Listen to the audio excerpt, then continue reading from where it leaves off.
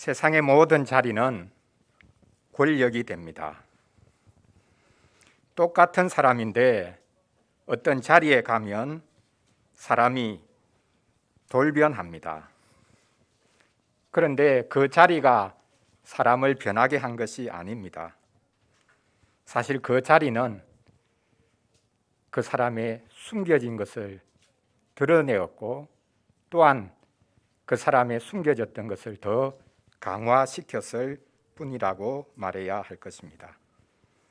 우리가 잊지 말아야 할 것은 모든 자리, 심지어 권력의 자리도 마찬가지로 모든 직분은 봉사직이라는 사실입니다.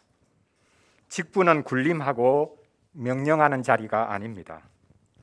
교회의 직분은 더더욱 그러합니다.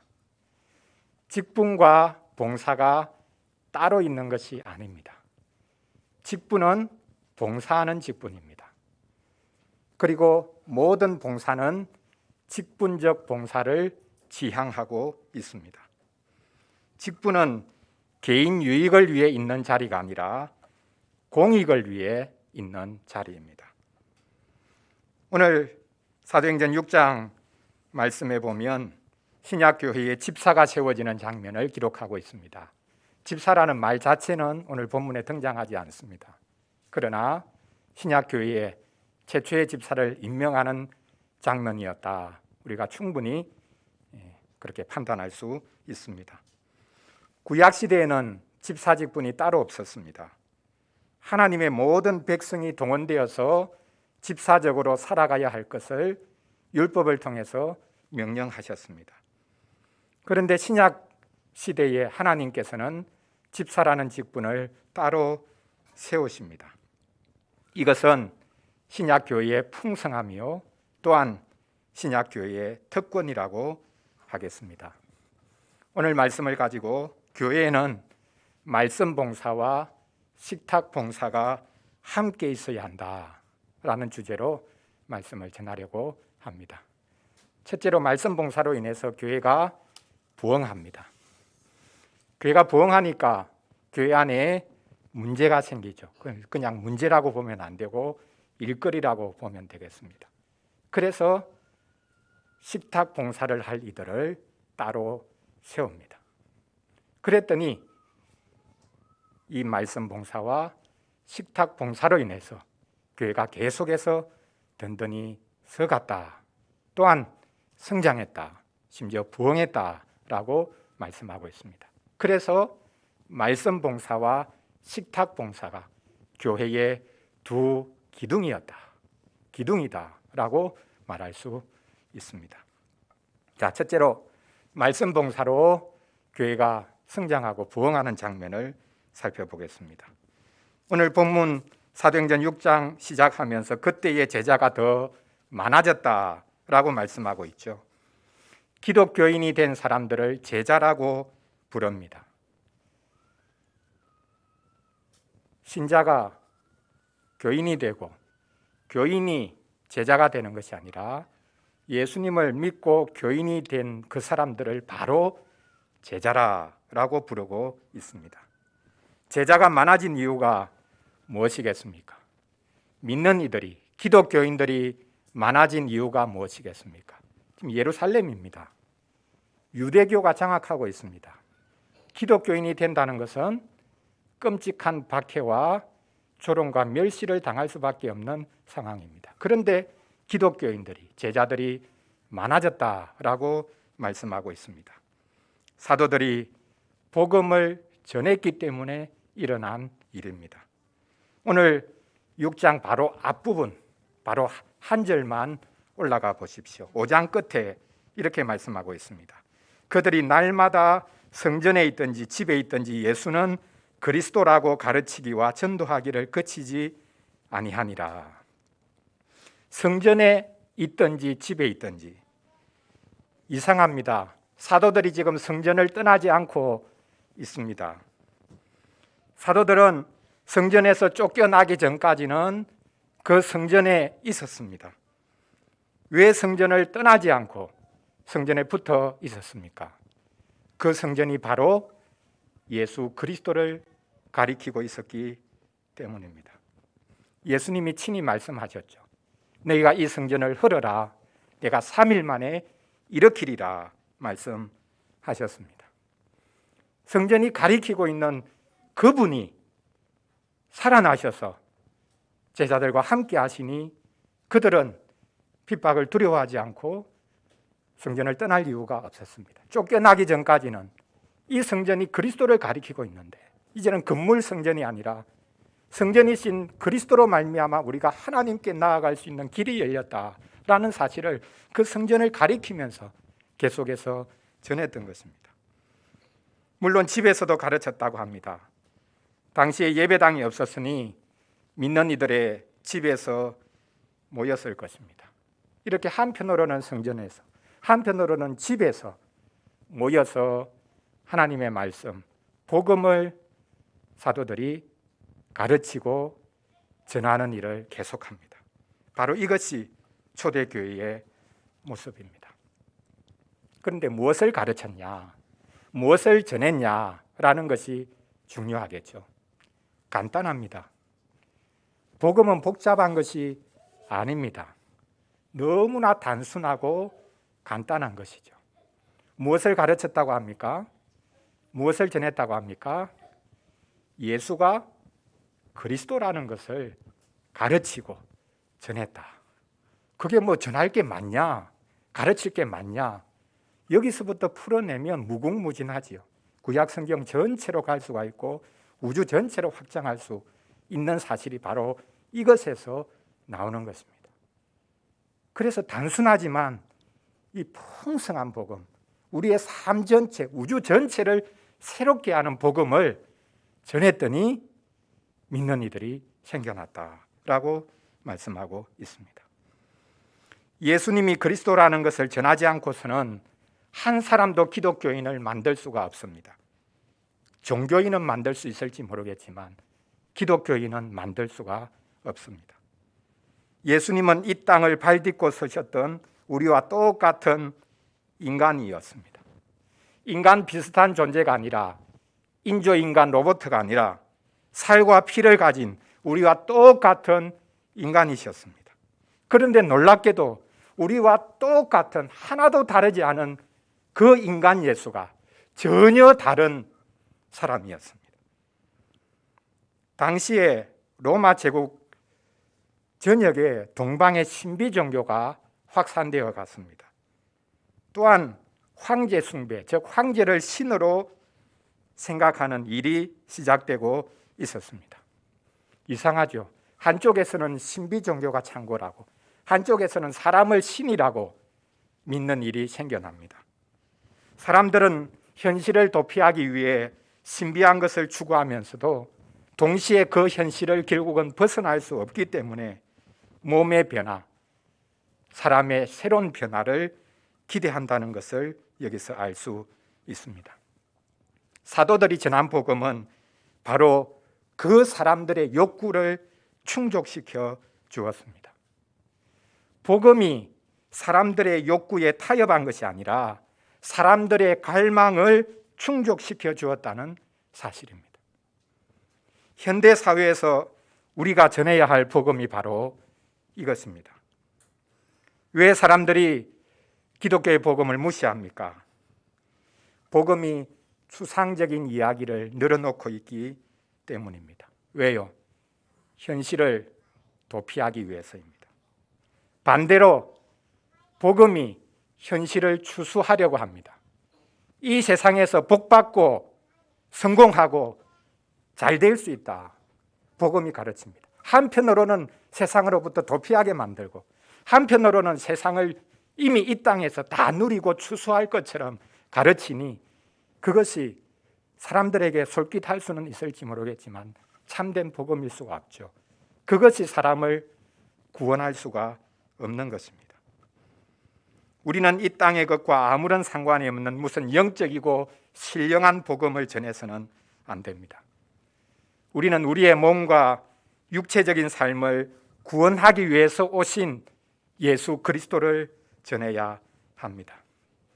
죽어서 가는 천국도 있지만 지금 여기서 우리의 몸과 우리의 삶이 구원받는 것을 가르쳐야 합니다. 그렇다면 사람들이 기독교를 영적인 종교일 뿐만 아니라 실천적인 종교라는 것을 알고 호응하게 될 것입니다.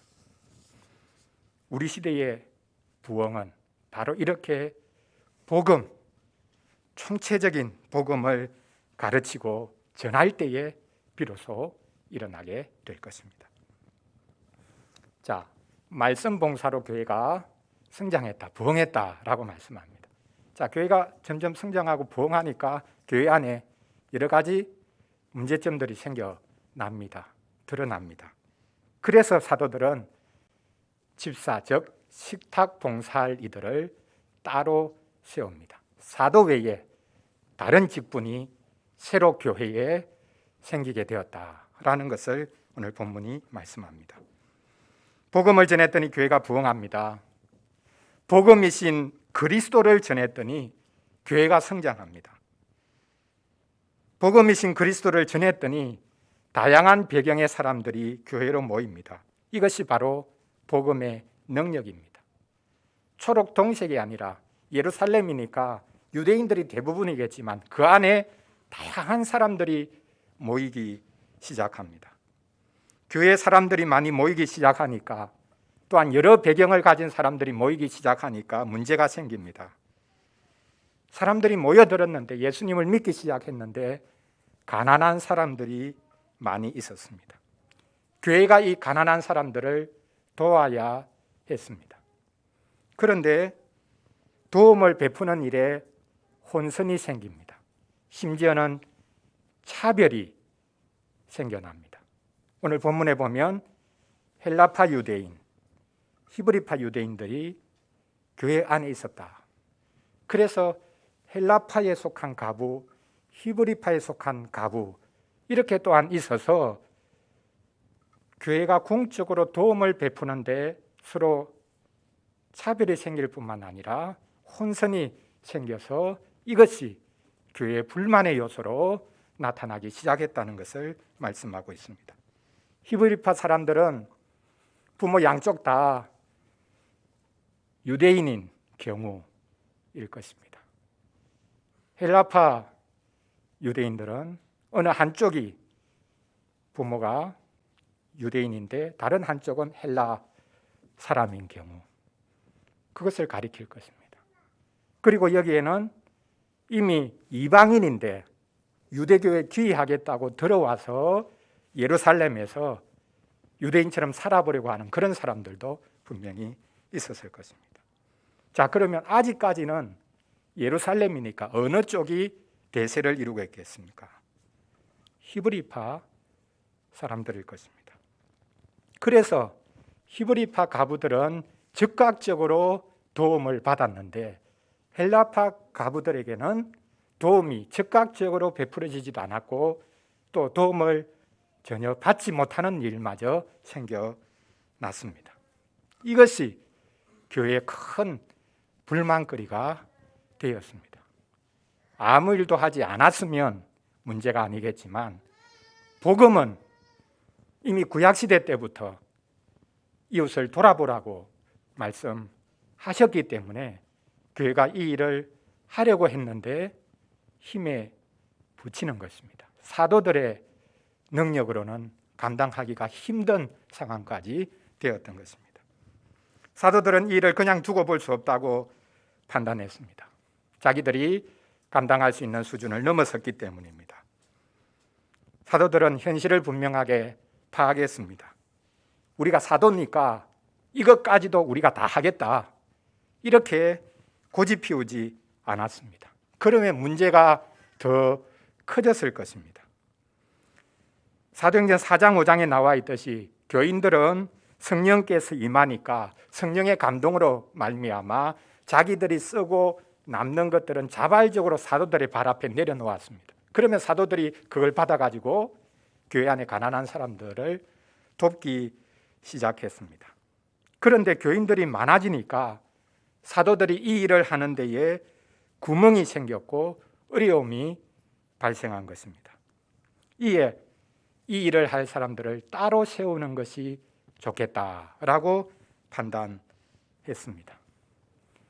말씀드렸듯이 구약시대에는 집사라는 직분이 따로 없었고 모든 하나님의 백성들이 자기 바로 옆에 있는 이웃들에게 도움의 손길을 적극적으로 베풀어야 했지만 이제 신약시대가 되었습니다.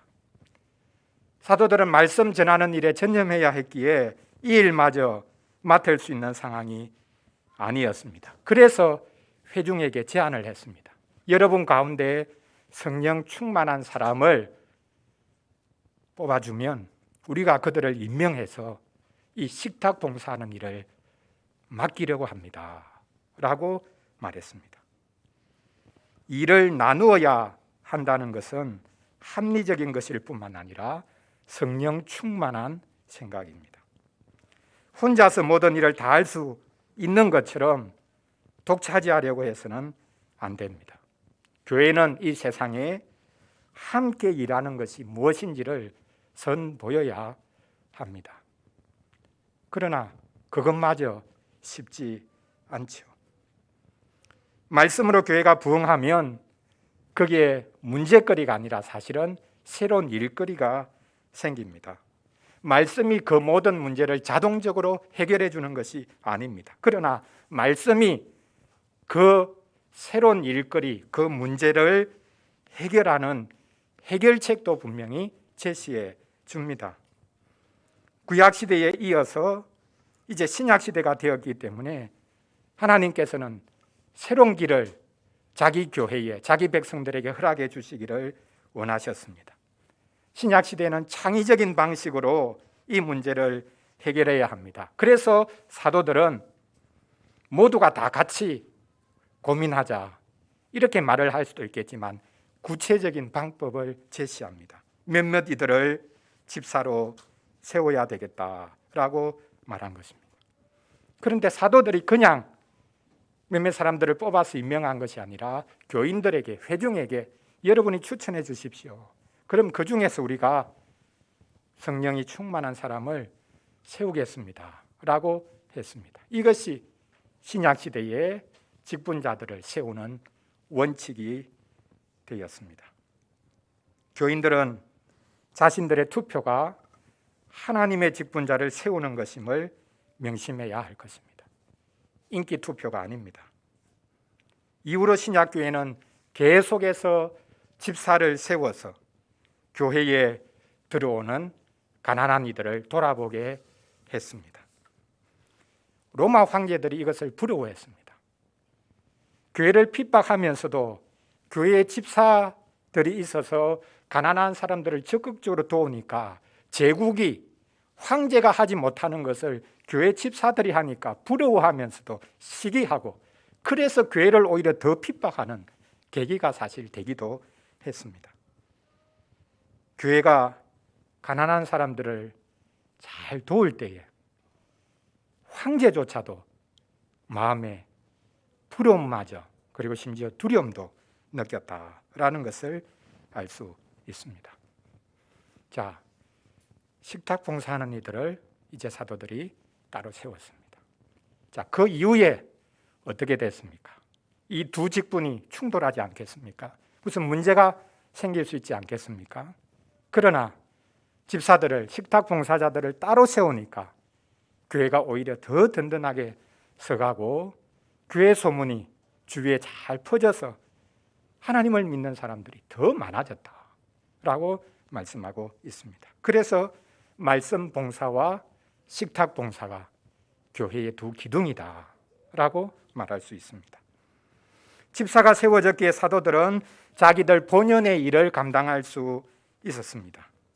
그 일을 4절에서 표현하고 있습니다. 우리는 오로지 기도하는 일과 말씀 사역에 힘쓰리라 라고 했습니다. 자, 사도들이 집중해서 한 일이 무엇이라고 합니까? 기도하는 일과 말씀 사역에 힘쓰리라.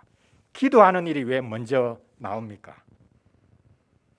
기도는 말씀 뒤에 가야 하는 것이 아닙니까?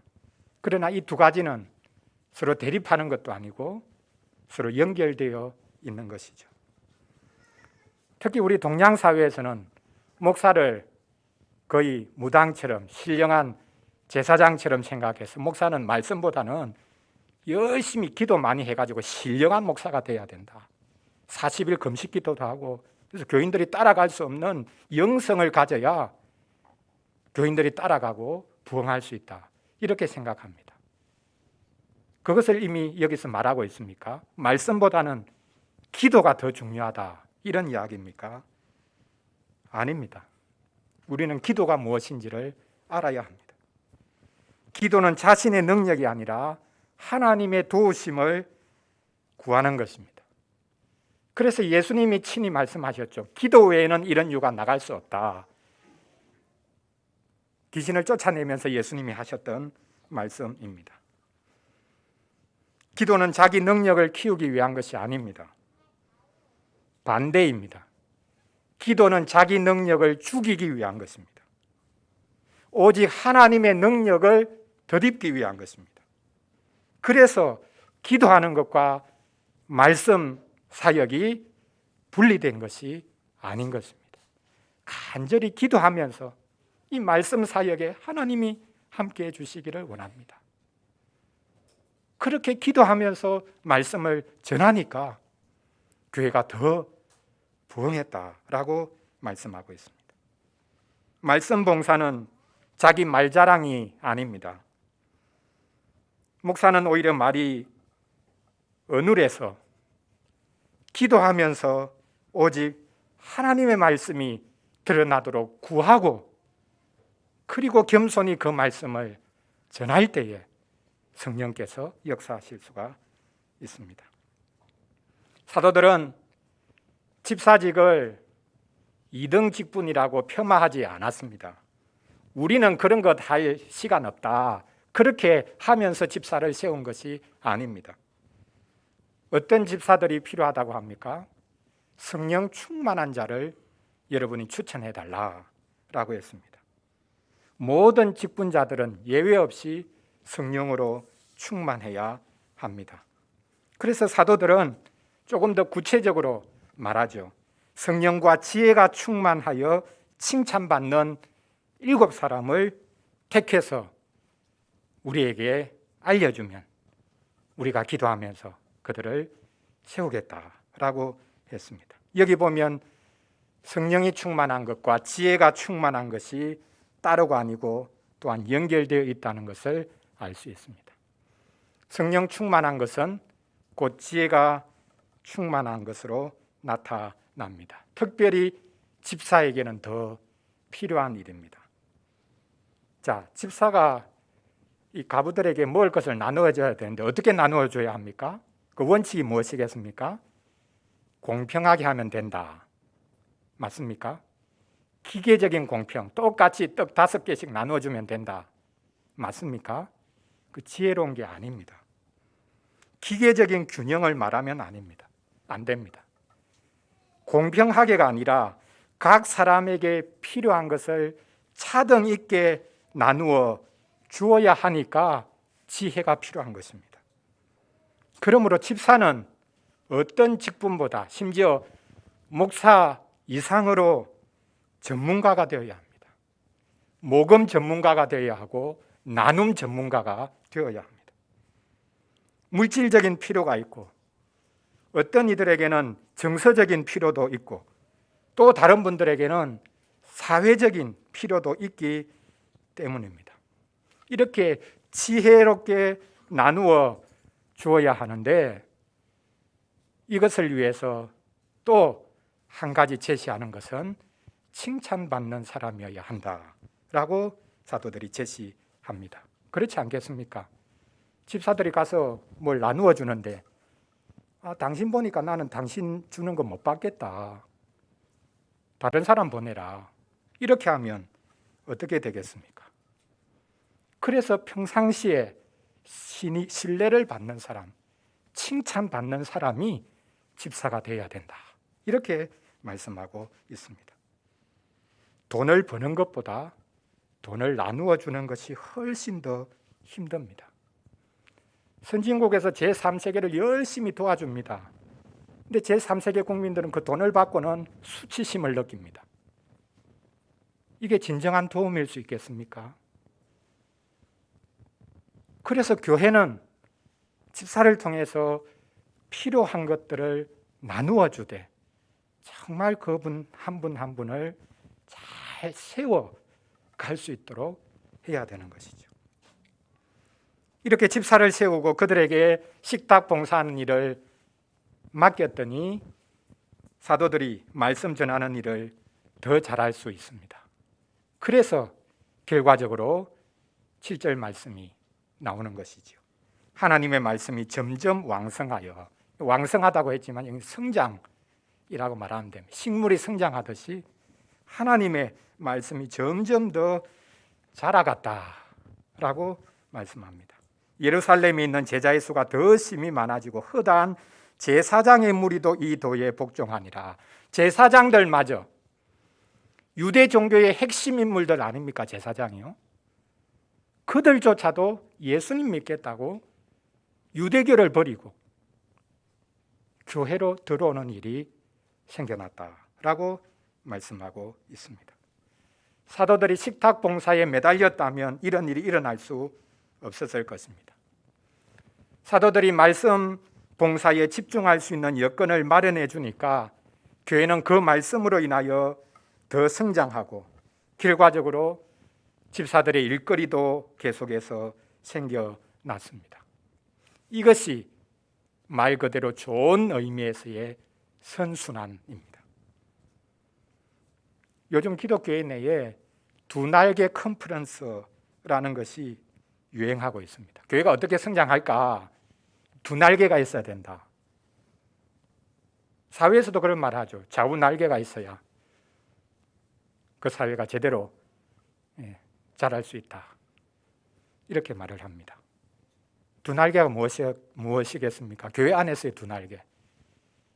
하나는 큰 그룹, 큰 모임인 예배가 있어야 되고, 다른 하나는 교인들을 잘게 나누어서 소그룹으로 만들어서 그 소그룹에서 서로 깊이 교제하면서 그들의 필요를 채울 때에 그 교회는 성장할 수밖에 없다. 이런 두 날개, 큰 모임, 소그룹 두 가지가 동시에 잘 되어야 교회가 성장한다. 이런 이야기입니다. 조직의 원리에서 보면 맞는 말이죠. 그런데 오늘 본문에 보니 교회의 진정한 두 날개는 말씀 봉사와 식탁 봉사라고 말씀하고 있습니다. 웃기는 이야기 같지만 교회도 잘 먹어야 건강하고 성장할 수 있습니다. 우선 말씀의 꼴을 잘 먹어야 합니다. 그리고 교인들끼리 서로 잘 먹고 교제해야 합니다. 그것이 교회입니다. 교회를 먹는 것으로 설명할 수도 있습니다. 성찬이 바로 우리가 함께 먹고 마시는 것. 그 안에 말씀도 있고 그 안에 교제도 분명하게 우리에게 보여주고 있지 않습니까? 사도신경에서 교회를 바로 이렇게 이미 고백했습니다. 교회는 거룩한 공교회고 교회는 성도의 교제라라고 말씀했습니다. 말씀 봉사와 식탁 봉사가 교회의 두 기둥이다라는 것을 우리가 이 본문을 통해서 읽어볼 수 있습니다. 사랑하는 성도 여러분, 교회는 봉사할 이들이 많이 필요합니다. 직분자는 군림하는 자가 아니라 섬기는, 봉사하는 사람입니다. 그런데 직분이 교인들의 봉사를 가로막는다고 생각할 수 있습니다. 직분을 강조하면 할수록 직분자만 스포트라이트 받고 다른 교인들은 아무 할 것도 없고 그냥 지켜보기만 해야 된다. 이런 생각을 할 수 있습니다. 특히 장로교회는 더 그렇죠. 장로교회는 직분을 강조하기 때문입니다. 직분 가진 사람만 봉사할 자리가 있다고 생각하기 때문입니다. 아닙니다. 직분을 강조한다고 해서 교인들의 봉사가 약해지는 것이 아닙니다. 직분자와 교인이 봉사의 자리를, 한정된 자리를 놓고 서로 다투는 것이 아닙니다. 직분은 앞서서 봉사하는 것이고 그 앞서서 봉사하는 직분자들을 보면서 교인들은 자기들이 봉사할 힘을 더 얻게 되는 것입니다. 교회는 여러 직분이 필요하지만 집사도 필요합니다. 우리는 권사도 집사직이라는 것을 우리가 이미 나누어 왔습니다. 목사는 말씀의 사역자이고, 장로는 다스리는 사역자이고, 집사는 긍휼을 베푸는 사역자입니다. 우리 교회가 집사를 세우려고 합니다. 우리 교회도 지속적으로 집사를 잘 세워 나눔의 사역을 잘 감당할 수 있기를 바랍니다. 교회가 나눔의 사역을 잘해서 이 세상에 나눔이 어떻게 복이 될 수 있는가라는 것을, 그 샘플을 보여줄 수 있으면 좋겠습니다. 웃기는 이야기다. 세상이 얼마나 잘하는데, 복지 시스템이 얼마나 잘 갖추어져 가고 있는데 교회가 흉내 낼 수 있고 따라갈 수 있냐? 없죠. 그러나 교회는 진정한 나눔이 무엇인지를 선보일 수 있습니다. 아주 작은 규모에서 선보일 수 있습니다. 그 가장 작은 도움이 사실은 가장 큰 도움이요, 우리 사회에 가장 큰 변화가 될 것입니다. 하나님께서 우리 교회에 집사직분을 잘 세워주시기를 간절히 구합니다. 기도하겠습니다. 하나님 아버지, 교회에 직분을 주셔서 감사합니다. 직분자를 통해 하나님께서 친히 일하시는 것을 볼 수 있으니 감사합니다. 성자 하나님께서 사람이 되셔서 우리 가운데 나타나시고 일하셨듯이 직분자도 마찬가지임을 보여주셨습니다. 모든 직분자의 봉사를 통해 하나님이 우리를 위해 어떻게 일하고 계시는지 분명하게 볼 수 있도록 도와주시옵소서. 집사를 통해서 그리스도의 긍휼을 볼 수 있기를 원합니다. 그리스도께서 잃어버린 양 한 마리를 찾기 위해 온 산과 들을 헤매었던 그 심정을 집사에게 주시기를 원합니다. 주님이 우리 형편을 아시고 세밀하게 돌아보신다는 것을 집사 사역을 통해 나타내 보여주시기를 원합니다. 우리가 집사의 눈길과 손길과 발길을 통해 주께서 우리를 아시고 우리를 구체적으로 도우신다는 것을 경험할 수 있도록 도와주시옵소서. 우리와 똑같은 인간으로 오셔서 우리의 모든 고통을 친히 체휼하시고 우리를 위해 섬겨주신, 집사로 일해주신 우리 주 예수 그리스도 이름으로 기도합니다. 아멘.